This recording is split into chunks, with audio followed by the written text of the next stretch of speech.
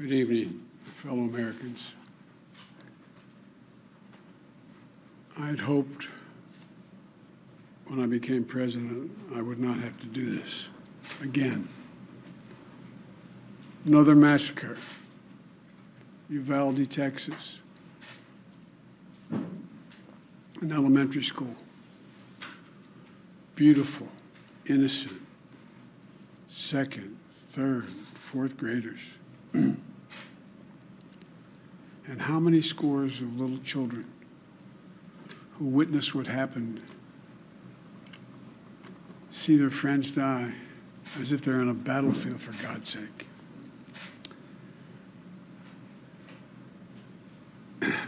They'll live with it the rest of their lives. There's a lot we don't know yet. There's a lot we do know.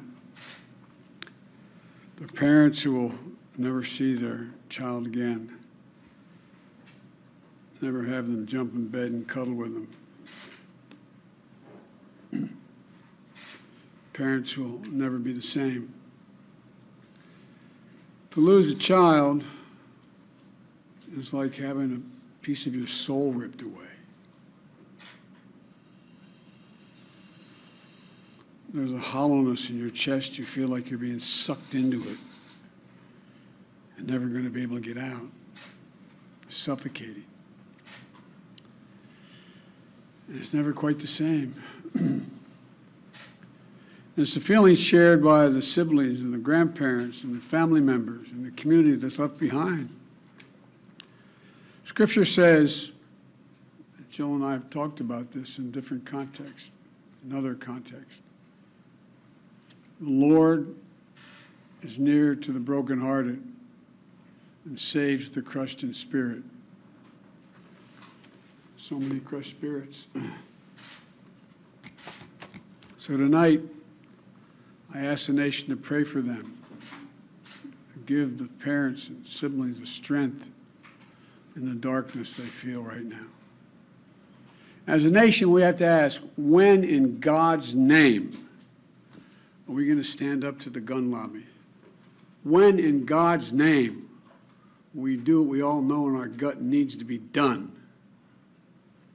It's been 3,448 days, 10 years since I stood up at a high school in Connecticut, a grade school in Connecticut, where another gunman massacred 26 people, including 20 first graders at Sandy Hook Elementary School. Since then, there have been over 900 incidents of gunfires reported on school grounds. Marjorie Stoneman Douglas High School in Parkland, Florida. Santa Fe High School in Texas. Oxford High School in Michigan. The list goes on, and the list grows when it includes mass shootings at places like movie theaters, houses of worship, as we saw just 10 days ago at a grocery store in Buffalo, New York.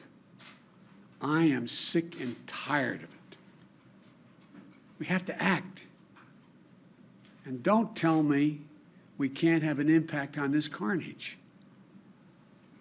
I spent my career as a senator and a vice president working to pass common sense gun laws.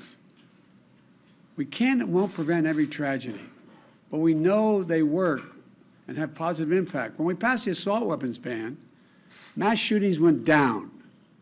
When the law expired, mass shootings tripled. The idea that an 18-year-old kid can walk into a gun store and buy 2 assault weapons is just wrong. What in God's name do you need an assault weapon for except to kill someone? Deer aren't running through the forest with Kevlar vests on, for God's sake. It's just sick. And the gun manufacturers have spent 2 decades aggressively marketing assault weapons, which make them the most and largest profit. For God's sake, we have to have the courage to stand up to the industry. Here's what else I know. Most Americans support common sense laws, common sense gun laws. I just got off a trip from Asia, meeting with Asian leaders. And I learned of this while I was on the aircraft. And what struck me on that 17-hour flight, what struck me was these kinds of mass shootings rarely happen anywhere else in the world. Why? They have mental health problems. They have domestic disputes in other countries. They have people who are lost. But these kinds of mass shootings never happen with the kind of frequency they happen in America. Why? Why are we willing to live with this carnage? Why do we keep letting this happen? Where in God's name is our backbone to have the courage to deal with it and stand up to the lobbies? It's time to turn this pain into action for every parent, for every citizen in this country. We have to make it clear to every elected official in this country. It's time to act. It's time for those who obstruct or delay or block the common sense gun laws. We need to let you know that we will not forget. We can do so much more. We have to do more.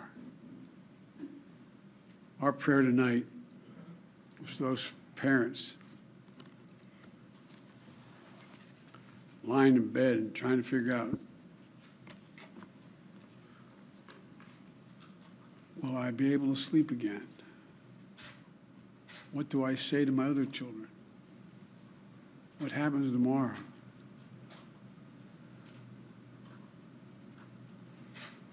May God bless the loss of innocent life on this sad day. And may the Lord be near the brokenhearted and save those crushed in spirit, because they're going to need a lot of help and a lot of our prayers. God love you. Will you go to Texas, sir? Sir, will you go to Texas?